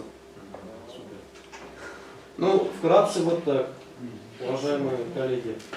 Ребята, все можно. Новый шаг. На самом деле, Рахмат, большое спасибо. Я тоже успел ознакомиться с этим проектом. Надо стимулировать дальнейшее продвижение проекта. Ильгиз Ильдарович, там разрешите добавить.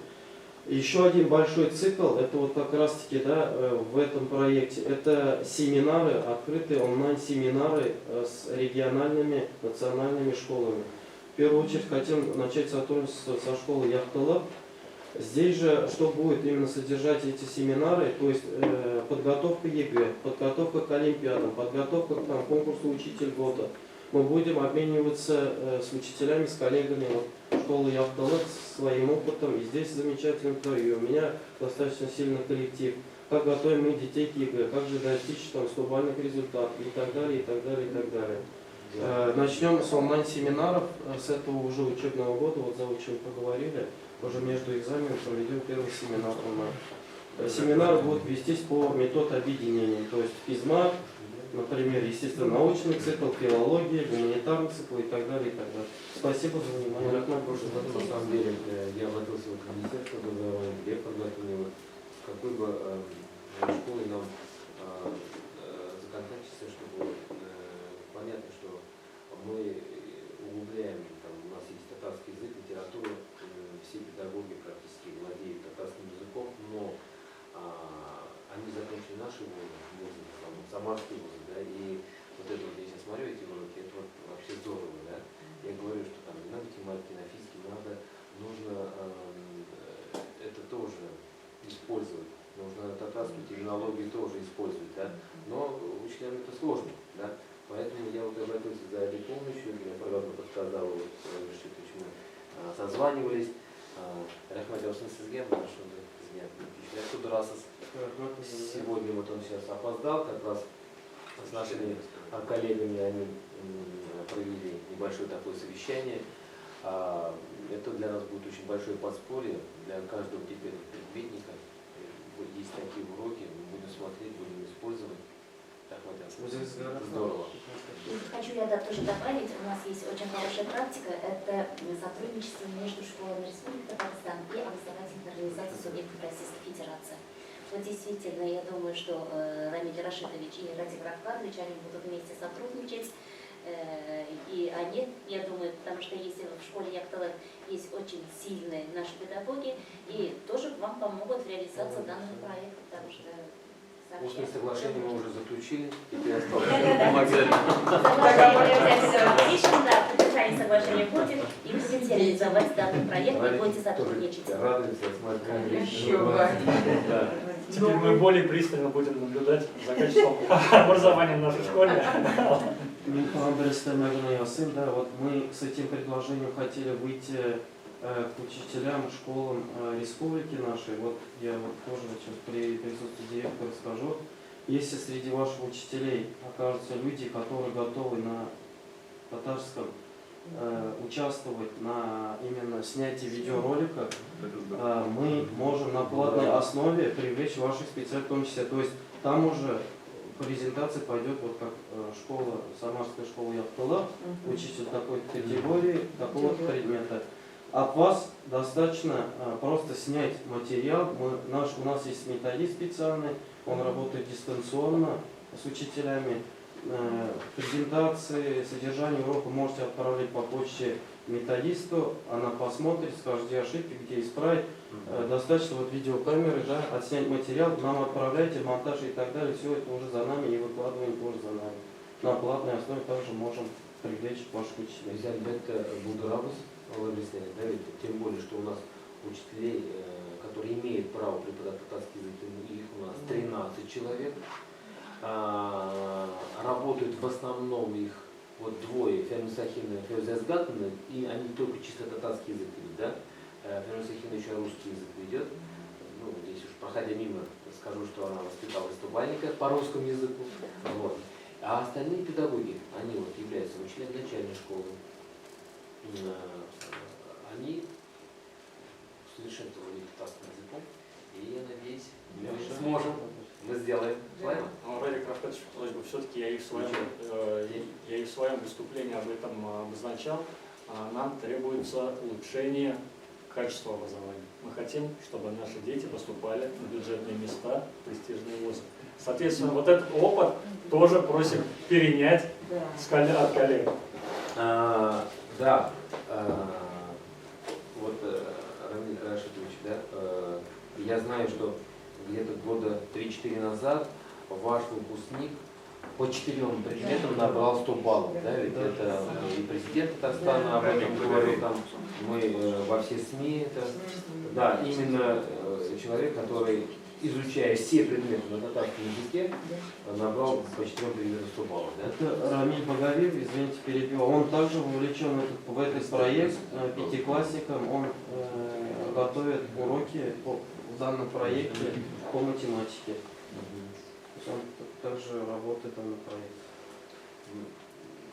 Я в своем выступлении сегодня, вчера с большой сцены об этом говорил, что изучение родного языка ни в коем случае не мешает изучению и русского государственного языка, вот, а наоборот помогает. Поэтому заказ родителей, конечно же, мы понимаем. Я сам отец 4 детей. Вот, двое студенты, они успешно закончили нашу школу Яктылык, двое учатся. Будем стараться, будем работать. Простор для новых достижений. Давайте я тоже добавлю тогда несколько слов.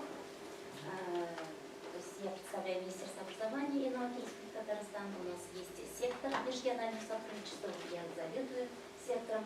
С Министерством образования Самарской области и с Институтом развития образования мы работаем вплотную. Вот я сегодня встретила свою коллегу, это Фаина Валерьяновна, она очень ответственная, она с ней вплотную работаем по каждому вопросу. И хочется сказать, что приоритетом направления Министерства образования это поддержка наших соотечественников, поддержка наших образовательных организаций, которые проживают в регионах Российской Федерации. Говорила уже, и имеется у нас сектор. Кроме этого, у нас подписано соглашение между Министерством образования и науки Республики Татарстан и другими министерствами, субъектов Российской Федерации. Это у нас на сегодняшний день 34 соглашений. И в каждом соглашении есть отдельная статья, где прописано то, что регионы оказывают содействие в изучении родного языка. И поэтому и также Министерство образования и науки Республики Татарстан всегда мы поддерживаем наших образовательных организаций, это культурных образовательных учреждений. Ежегодно выделяем учебники, это в рамках наших госпрограмм. Ежегодно в регионе Российской Федерации мы выделяем 6 миллионов учебников на сумму 6 миллионов учебников. Конечно, это мало, я считаю, потому что когда мы запрашиваем, они нам направляют заявки на 40 миллионов рублей, а мы всего выделяем на 6 миллионов рублей. Кроме этого, у нас у регионов также есть возможность, например, в рамках субвенции, потому что наши учебники родного языка и литературы, они вошли в федеральный перечень, это у нас всего 89 учебников, и также, например, напрямую, как физика, математика, как, например, в учебном плане реализуется физика, математика, также в учебном плане в обязательном порядке изучается татарский язык, также регионы обязаны купить эти учебники самостоятельно. Мы, конечно, если в силах, мы поддерживаем, но несмотря на это, я думаю, что регионы тоже должны предусмотреть это. Ежегодно для учителей татарского языка и литературы мы проводим курсы повышения публикации. Совместно с Всемирным конгрессом татар идет у нас переподготовка курсов, так как ваши обучающиеся приезжают к нам, поступают в Казанский федеральный университет по направлению, например, журналистика, родной язык, английский язык и так далее, но они не возвращаются, они остаются в Казани. Вот поэтому мы продумали вот эту возможность. Есть учителя биологии, английский язык, русский язык, которые владеют татарским языком. Почему не переобучаться? И ставьте, пожалуйста, биологии плюс татарский язык. Вот это билингвальный специалист. Кроме этого, у нас и в КФУ, вот сегодня говорили, то, что у нас ежегодно 125 человек обучается по специальности полилингвальной и билингвальной основе. Да. Например, учитель биологии плюс английский язык плюс татарский язык плюс началка, дошкольное образование и так далее, и так далее. На днях мы начинаем, организуем курсы, это по обновленным стандартам, потому что кто у нас преподает в первом классе и в пятом классе, мы для них организовываем курсы. Это начальный класс, учителя начальных классов и плюс учителя родного языка, да, вы записаны. Далее, в этом году мы планируем провести, мы ежегодно проводим для образовательных учреждений семинары, совещания. В этом году у нас проводится 6-й Всероссийский съезд учителей татарского языка. Это планируется у нас 27 по 29 июня в Казани. Мы вам покажем опыт работы образовательной организации города Казани, будет пленарное заседание, будут культурные мероприятия, поэтому мы вас ждем. В том числе Институт развития образования, поэтому всегда, это у нас сама я не помню, но все регионы, все министерства активно, с удовольствием, не только активно, с удовольствием приезжают в Казань. Это все за наш счет. На 3 дня мы вас ждем. Да, Фаину Валерьяновну тоже также ждем. По целевому, Ленардий Владимирович поднял вопрос по поводу поступления. Вот совместно с исполнительным комитетом Всемирного конгресса татар ежегодно мы собираем списки по целевому обучению, оказываем содействие в поступлении ваших учащихся, они ваши в том они обещают, мы им даем возможность, но они в конце не приезжают. Вот хотел по этому поводу прокомментировать тоже, и попросить, может быть, и родительскую общественность. Да. И Это уже не серьезно на самом деле. общественные организации наши татарские, на самом деле, ученики, мы, учителя, видим в выпускниках потенциальных педагогов. Мы говорим, что ты будешь хорошим преподавателем, учителем, поступай педагогический, но они не идут. Где-то в начале, где-то еще кто-то соглашается, а потом выбирают все-таки другие специальности. Здесь, конечно же, нужно много сторон, аспектов поднять. Ну, прежде всего, конечно, поднять престиж учителей. Это не только учителям. Вообще и в КАИ, и в КХТИ ваши поступают, не только ваши, все регионы, мы помогаем вот Сергею Зидаровичу, начиная с июня по август месяц, мы ходим к ректорам, мы ходим к ректорам, ответственным секретарям, набираем все нормально, находим общие места, целевые места, но в конце бюджетные места, но в конце говорят, извините, Я в Москву, я в Питер. я в Москву, я в Питер, или остается в Самаре. Так не должно быть. Мы помогаем, поэтому если есть возможность, пусть приезжает, пусть обучается на бюджетной основе.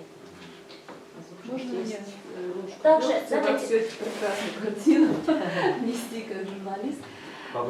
Представьтесь. Хочу рассказать такую историю. Мы в 2020 году ездили по гранту, ездили по селам, по области. И интересовались, почему у нас татарским языком все так плохо, почему эти дети наши никогда не едут в Казань, даже если они туда поедут учиться, они там остаются. Но хочу сказать, что качество образования, опять же, в школах, вот у нас Старая Маковская средняя школа, да, я училась там до 9 класса чисто просто на татарском языке, все предметы. Вот сегодня был поднят этот вопрос. Да, мы знаем, как печенька по-татарски называется, как там по физике, как там по математике. Мы все это знаем, потому что мы все предметы проходили. И поэтому я столько лет сижу вот в этой газете. А когда я приехала туда, мы пришли в детский сад Старой Маковской средней школы, где одни татары живут. При воспитателях с ними проводят мероприятия на русском языке. Вот интересно, почему? Я спросила ее, а она говорит, а потому что нам так сказали. Этот же вопрос я задала в Старом Усманове. Там женщина, очень такая татарка, она говорит, я уршала потому что вообще тоже в детском саду вот это все происходит, все мероприятия проходят на русском языке.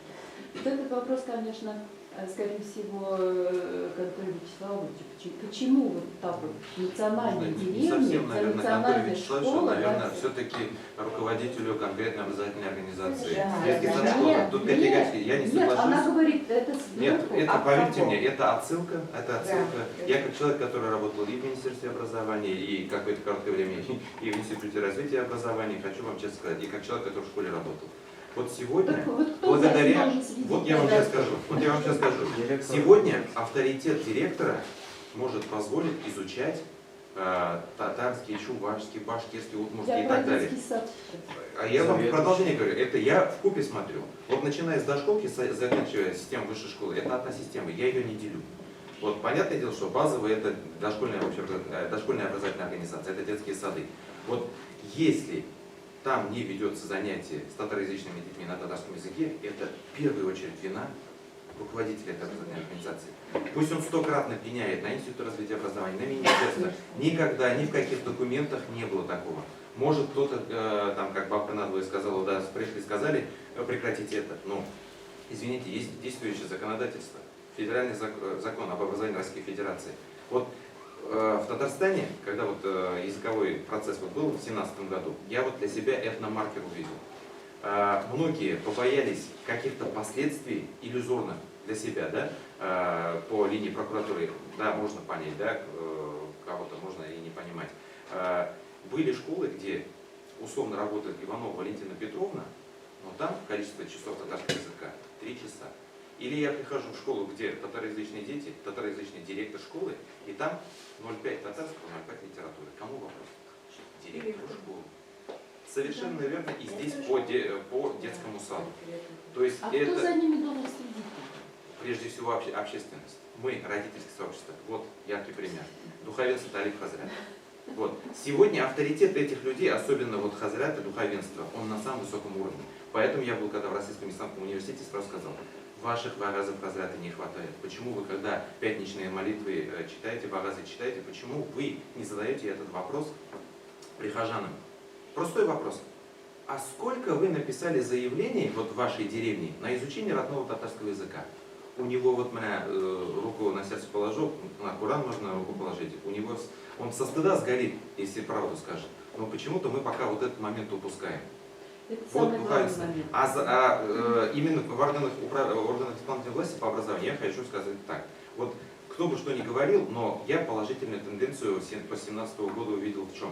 В федеральном законе об образовании в части вот 14-16 статьи ФЗ 317 четко прописали то, как мы должны работать. Первое.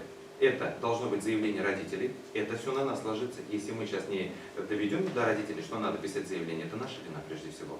То, что мы у него национальное самосознание не разбудили, это наша вина. От общественности, органы исполнительной власти, духовенства, журналистов и так далее, СМИ, все-все-все. Второе. В законе прописано, исходя из возможностей образовательной организации. То есть, если есть заявление, собрали 90 человек, заявление, да, они идут с этим заявлением директору школы, а директор школы скажет, у меня нет учителя, у меня нет учебника. Извините, здесь Татарстан только что рассказал, как дает учебники и как готовит специалистов. То, что не хочет на себя эти проблемы сваливать конкретный руководитель образовательной организации, это прежде всего это его вина. Катастрофически его вина. Сегодня законом все регламентировано. По закону надо. Вот как бы мне ни сказали, я без конца готов спорить на эту тему, потому что я практик, я учитель, я по земле хожу, я видел. Когда начинают пенять на Министерство образования, я сразу ему в глаза говорю, прекратите врать. Вы не хотите взмаливать на себя новую ношу. Вот просто проблема только в этом. Как же у нас теперь с этими сельскими школами? Тут у нас все вот прекрасно. Учебники будут, педагоги будут. И то много вопросов по учебнику. Да, ну есть, да, понимаете, вот такая картина вырисовывается, вот такие вот компьютеры и все такое. А все вот там в классе 3-4 человека. И для них, конечно, педагога нет. И вот ребенок вроде как и знает татарский язык, но все чаще, вот я приезжаю в свое село и слышу речь детей на русском языке. Хотя буквально 10 лет назад я шла с автобуса там, в своем уже старом Ермакове, спускаюсь, идут вот таких два, спорят на татарском, ругаются. Ой, я так прям счастлива была. А сейчас, кстати, приезжали, все на русском говорят. Причина. В основном у вас приемные дети. Вот именно, приемные дети, понимаете, их-то как-то надо тогда разделить. Ну вот смотрите. Я еще раз скажу, вот, я сижу сегодня в редакции, понимаете, я одна сижу и перевожу все тексты, которые мне приносят. Вот Даниэль Сайфуллин пишет на русском языке. Эльмира Сайфуллин все-таки из Нурлата, она еще пишет нормально, тоже все равно правлю, но чуть-чуть. А из наших вообще никого нет, никого не найдешь, нет журналистов. И я тоже не вечная, мне 66 лет. Сколько я могу переводить? Потом мы перейдем на русский язык, газеты на русский язык, потом останется. Смотрите, вот сейчас потихоньку мы подошли к той теме доклада, где я попытаюсь ответить вот на эти вопросы. То есть вот сегодня мы говорили про урбанизацию. Да, урбанизацию мы сейчас не остановим. Но история, она циклична. Когда-то наступит время, я в это вот верю, городские в деревню пойдут. И, в принципе, тенденция к этому уже идет. Вы все это видите, что стране. Это произойдет. Просто, может, мы это увидим, может, попозже увидим, может, пораньше увидим, может, вообще не увидим, может, наши дети увидят. Это как бы, ну, я немножко смотрю по-философски, да. Потом, можно говорить об оптимизме, пессимизме. Я вот себя называю, наверное, все-таки пессимистичным оптимистом, потому что я стараюсь всегда с позитивом посмотреть. Вот сегодня говорили и про глобализацию. Антон Николаевич тоже сказал про вот эти вот глобальные тенденции. И вот, ребята, запустите, пожалуйста, вот мою презентацию, да. Я читать не буду, текст он у меня есть, я его знаю как отче, даже, да, можно сказать. Вот, смотрите, тема как вот, она изначально у меня дана. Я специально в Москве год назад выступал на эту тему, и я даже его не поменял, потому что я понимал, что в конце мы к этому придем. Смотрите, сохранение родных языков в глобальном мире, новые вызовы, возможности и перспективы. Из опыта Республики Татарстан. Следующий слайд. Вот глобализация и мегаполис. Сегодня вот два этих слова вместе как словосочетание, это вот что-то страшное, да? Мы постоянно негатив в этом видим. Но с другой стороны, давайте посмотрим иначе. 21 век – это век возможностей. Да, сегодня мы можем говорить о том, что у нас дети сидят где? Вот здесь. Вот. Ну а кто вам запрещает поставить фильтр вот сюда? Кто вам запрещает возможность новые контакты сюда разместить? Контенты. Сегодня про 11 таких контентов, про мир сейчас сказал. А таких контентов много. И сейчас я буквально тезисно пробежусь, можно следующий слайд. Вот смотрите, сегодня вот по данным Викимедиа у нас в стране 83 миллиона интернет-пользователей старше 12 лет. Старше 12. Это вот нетрудно посчитать, да, сколько детей у нас, подростков, сидят в интернете. Это официальные цифры. Вот смотрите, теперь скажем вот про татароязычный сегмент. Да, понятно, это все, что сегодня есть на татарском языке в просторах интернета, это татарский интернет, татароязычный сегмент. Это Матбугат.ру, Интертат, это в том числе и сайт Всемирного конгресса татар, который на 3 языках, это сайты Министерства ведомства Республики Татарстан, который также на 3 языках. Можно следующий слайд? Смотрите, вот не зря я акцентированное внимание сделал на Википедии. Сейчас вот эти два ресурса, они очень активно развиваются. Да, есть попытки назвать их иноязычными агентами и так далее, но каждый из нас хотя бы раз в неделю что-то гуглит в Википедии, да? Все равно это потому, что уже в привычку вошло. А ваши дети, ваши внуки и племянники делают это больше. Причем татароязычный сегмент Википедии и Викимедии сегодня развивается семимильными шагами. Потому что у основы истоков стоит парень по имени Фархат, которого я называю отцом татарской Википедии, Викимедии. И в свое время он был переводчиком у первого президента Республики Татарстан Митимир-Шариповича Шаймиева. И в 2018 году в Кейптауне, в ЮАРе, он из рук руководителя Вики получал премию как Викимедиец года. Представляете, татарин во всем мире получил вот эту премию. Я вот почему акцентированно про имена, фамилии говорю, это те ребята, которые сейчас служат примером. Урняк Блуптуралар, татар балаларна. Те люди, которые нашли нишу, заполнили татароязычный сегмент в какой-то мировой платформе, и оно дало позитив на рост, на интерес этого языка. Следующий слайд. Социальные сети. Вот здесь наши дети утонули. Отсюда их вытащить у вас не получится. Но почему? Ну, так скажем, в кавычках, врага не сделать своим соратником. Вот я пока только 3 социальных сети указал: ТикТок, ВКонтакте, YouTube, ну, сейчас российская версия Рутюба начинается. Причем я вам очень всем советую быстрее переходить вот на наши свои родные социальные сети, и Рутюб в том числе. Потому что наши дети сидят там. Сегодня есть тиктокеры татароязычные, у которых миллионы просмотров. И они свои тикток-ролики делают на татарском языке. И другие ребята, смотря на них, пытаются писать свои ролики. Пишут свои, вставляют ролики в YouTube. Если взять социальную сеть ВКонтакте, у него есть вкладка татароязычная. То есть она сейчас переведена наравне с английским, венгерским и так далее. Поставили, вот она. Визуализация, она все равно помогает. Каждый учитель знает, если что-то надо выучить, написали на холодильник, наклеили, ребенок проходит, обязательно там какую-то фразу запомнит. Это обычная визуализация, да? Следующий слайд. Смотрите, вот из присутствующих, я когда лекции читаю в Казанском федеральном университете, спрашиваю, у кого раскладка татарской клавиатуры на телефоне вот установлена, вот из присутствующих? Практически у всех, да? Практически у всех. Но они 100%.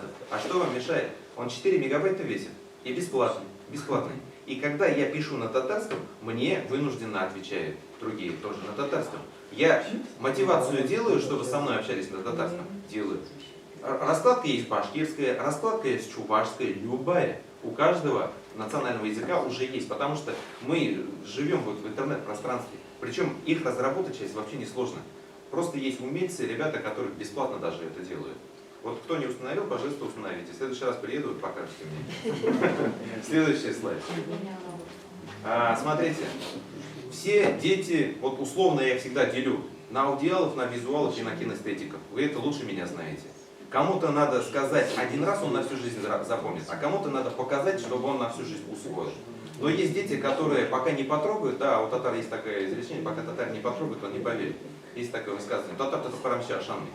И вот в связи с этим я хочу обратить внимание вот, на приложение Милли Радио Китаб.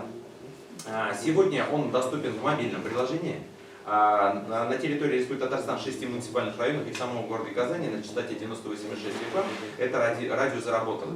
В чем специфика этого радио? Здесь нет рекламы, здесь только музыка татароязычная, здесь чтение произведений, аудиокниг и здесь чтение стихов. Замечательный проект, который запустился благодаря Алмазу Тахировичу Миргаясову, который отец этого радио, и я недавно его включил в состав жюри международного конкурса «Джалиловские чтения». И мы лучшие чтецов, ребят, рекомендуем вот в это радио, потому что они в ТикТоке, в Инстаграме лучших чтецов начали выкладывать. Миллионы просмотров, миллионы репостов. Родители видят своих детей, которые читают, гордятся и другим пересылают. Это мотивация для других детей. Это что касается аудио восприятия информации. Да? Дальше, следующий слайд. Можно следующий слайд? Ага. Про эти организации вы знаете. Татарское детское издательство и объединение Татар-мультфильм. Вот даже если вы зайдете в Татар-мультфильм, сегодня есть, вот уже пользуетесь, есть замечательные мультфильмы, это вот для визуалов, да, визуалов, которые смотрят татарские мультики, и у них в голове откладывается вот эта родная речь. Если взять татарское детское издательство, чем отличаются их книги? Они отличаются тем, что они не просто иллюстрированные, они имеют систему дополненной реальности. То есть мы наводим на конкретный QR-код телефон, и персонаж, который в книге, он оживает, он начинает двигаться. Да, и алифба такой. То есть здесь и еще звуковое сопровождение, произношение. Все это очень правильно подготовлено, сделано, потому что они совместно с Министерством образования и науки Татарстана работают. То есть это не просто какая-то выдумка, чтобы вот пропиариться и хайп какой-то сделать. Нет, это работает. И действительно есть дети, которые к этому сейчас уже тянутся. Следующий слайд.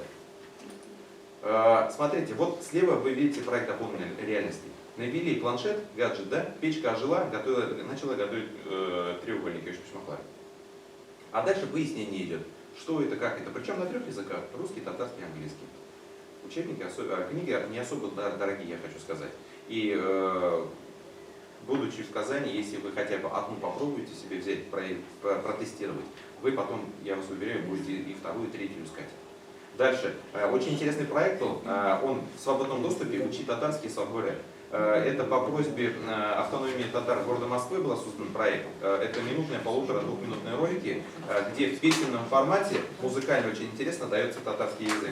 То есть, допустим, Волк рассказывает, Акбуря вот рассказывает про яблоку алма, и причем он билингвально это делает. И песня вот двуязычная получается. И ребенок сразу ухватывает оба языка на типологическом сходстве. Дальше, следующий слайд. Общедоступные ресурсы. Все вы знаете, что есть Литрес. Всегда где-то у нас на почту приходит рекламка, что бесплатные книги появились. Вот благодаря поддержке Марата Ахметова вот в Литрес появились татароязычные книги, в особенности для детей. А если вы зайдете на издательство, на официальный сайт татарского книжного издательства ТКИ, Татарстан Китап Нашриеты, вы там можете уже аудиокниги, аудиосказки уже прямо оттуда воспроизводить и перед сном для детей ставить. Кто про это знал? А кто вам мешал? Никто. Потому что мы все уверены, что вот только школа должна нам обязана давать, только нам должны на блюдечке с головой каемочкой принести. Так давайте искать, мы же это не в джунглях сидим. Интернет-пространство зашли, интересные татарские проекты. Раз там перечень пойдет, выбирайте себе самые лучшие интересные. Следующий. Вот, правильно, так и надо. Теперь смотрите, вот общедоступные ресурсы. Все вы знаете, что такое Яндекс, все вы знаете, что такое Google, и каждый, кто водил машину, хоть когда-то ставил Яндекс.Навигатор. Для меня в этом году, в январе, было большим открытием и откровением, что Яндекс.Навигатор, который дает возможность ставить голоса различные известных людей, вот у меня, допустим, Машков стоит, артист Машков, мне его харизматичный голос нравится, потому что я голосом работаю, мне самому интересно. И я когда выбирал, я с удивлением увидел один национальный язык. Как вы думаете, какой? Нет, это для меня была плюха с обеих сторон. Это был удмуртский язык. Удмуртский женский, удмуртский мужской. Представляете, ребята додумались. Я вот сейчас над этим работаю, и Аллах Берста, даст Бог, вот мы попробуем это ведь продвинуть, потому что нынешний год это год цифровизации Республики Татарстан. То есть сам Бог велел нам в этом году вот активизироваться в этом направлении. То есть вы пока едете, навигатор поставили, у ребенка же откладывается. Он габарил, поверните налево, поверните направо, бежал там юг, кольцевое движение и так далее. Масса возможностей, которые мы не используем. Но проще же нам что сделать? обвинить того или конкретного человека, что он не изучает, и что он не хочет, чтобы у него в детском саду, в школе вот это не было. А что, сложно мероприятие провести, вот, используя вот эти нюансы? Не нюансы, а ресурсы доступны. Можно. Просто мы самокритикой не занимаемся. Мы привыкли искать фантомных врагов. Все виноваты, только не мы. Глобализация, да, страшно. Но ведь глобализация еще новые возможности дает. Причем я, когда вот эти вещи в Москве рассказывал, ко мне по одному начали подходить представители Черкесии, Кабардино-Балкарии, Тувинец подошел. Мы говорит, не знали про это. А потом, спустя какое-то время, мне одна бурятка пишет, видео показывает. Есть же мультик «Синий трактор». По полям, синий трактор едет. Они на бурятский перевели. И ребенок поет. А почему мы не переведем? Да, у нас есть Шаян ТВ, который мультики сейчас переводит. Где-то что-то нравится, кому-то не нравится. Ну, вирусные ролики есть, интересные, воспитательные, которые можно сейчас перевести. Тем более сейчас, смотрите, такое время, когда мы у западных наших недружественных соседей не можем, не обязаны спрашивать права на трансляцию того или иного продукта. Забрали фильм, перевели. Ко мне месяц назад ребята подошли, которые полнометражный голливудский фильм перевели на татарский язык бесплатно. Фильм называется «Достать ножи». Причем я неделю ранее, случайно так совпало, посмотрел этот фильм на русском языке переведенный. Они мне дают его на английском языке, на татарском языке. Полностью перевели. Я говорю, где деньги достали? Мы, говорит, просто договорились с театрами Тинчурина, там, Камалы. Просто они как копии пришли, перевели. Мы поставили, посмотрели, интересно, слушайте, интересно. А почему в школе не сделать какую-то акцию, переведи фильм, переведи ролик и так далее? Запросто, запросто. Есть возможности, но мы их почему-то не используем. Почему мы все уперлись в то, что мы должны только книгу прочитать, выучить стихотворение и пятерку получить? Это нужно делать, соответственно, да? Но, а как вот это вот в формате факультатива же можно использовать? Родителей обязать, в конце концов. Вот придете домой, уважаемые родители, и скажите, так, Улан, ну-ка смартфон покажи. Пока татарскую клавиатуру не установишь, вот тебе телефон. Вот. А вот я вам еще скажу. Сегодня есть телефоны, вот я свой регламент уже превзошел. Сейчас там еще ожидаю, тезисно мы поговорим тоже. Буквально в завершении. Сегодня есть мобильные телефоны, у которых по умолчанию производителем установлен татарский язык. То есть это говорит о том, что производитель заинтересован, чтобы 7-миллионное население земного шара, который говорит на татарском языке, могло воспользоваться вот этими возможностями. Он заранее закладывает в свой телефон татарский шрифт. Понимаете? Все настройки. Вот на этом телефоне нету, вот то, что вышло после 21-22 года, уже во многих телефонах это есть. Это о чем говорит? Что язык живет, то есть интересуется нашим языком. Тем более я как филолог могу честно сказать, татарский знаешь, 16 языков тебе открыты. Еще Ващак, можете с узбеком, казахом, азербайджанцем, узбеком говорить, вообще никаких проблем. Мы с Гулей, правда, в 2018 году были в Казахстане, в педколледже были, да? Там доклад на казахском, мы на татарском. Периодически там тшинесиз, мы понимаете, понимаем. Они у нас тшинесиз, мы понимаем, понимаем. Они на казахском, мы на татарском, все прекрасно, все поняли друг друга. Руку пожали, соглашение заключили. Все нормально. Следующий слайд. И вот смотрите, это вот мой небольшой проект, он был в Инстаграме, но сейчас я Инстаграм не работаю, я ВКонтакте работаю. Проект мой «Тяжело с татарским», с хэштегом идет «Тяжело с татарским». Я нахожу в Татарстане, в Казани вот неправильная надпись вывесок и привлекаю к этому внимание общественности. Тем более сейчас при президенте комиссии создана, где даже конкурс проходит. Причем это вызывает, с одной стороны, смех, да, а с другой стороны, заставляет задуматься. Вот просто мотивация для людей изучать язык региона, где ты находишься. Тем более законодательный. Конкурс идет. Вот мне организаторы вот буквально уже на прошлой неделе сказали, давай, говорит, первое место займешь. Я говорю, зачем? Да, iPhone получишь. Я говорю, ну, во-первых, iPhone не дружественный телефон. Я говорю, и единственным победителем я тоже там не хочу быть. Пусть, я говорю, другие участвуют. Ну, в шутку уж, да? Все, следующий слайд, я завершаю. Ихтибар Усачин Рахмат. Что я этим хотел сказать? Давайте пробовать новые возможности, полезные вещи, вот, то, что есть, извлекать. И, уважаемые коллеги, у нас, я знаю, в Zoom еще коллеги, у которых тоже доклады есть. Основные у нас запланированы 8, но тезисно, если вот давайте так, если у нас есть желание подключиться, задать нам вопрос, мы готовы сейчас ответить, если вы не против, коллеги. Есть, уважаемые участники видеоконференции, вопросы, вот, так скажем, нашему круглому прямоугольному столу, где мы обсуждали вот эти вот вопросы сейчас. Возможно, предложения, дополнения. Мы только будем рады. А вот еще один вопрос. Да. Скажите, вот в советское время, да, направляли из колхоза учить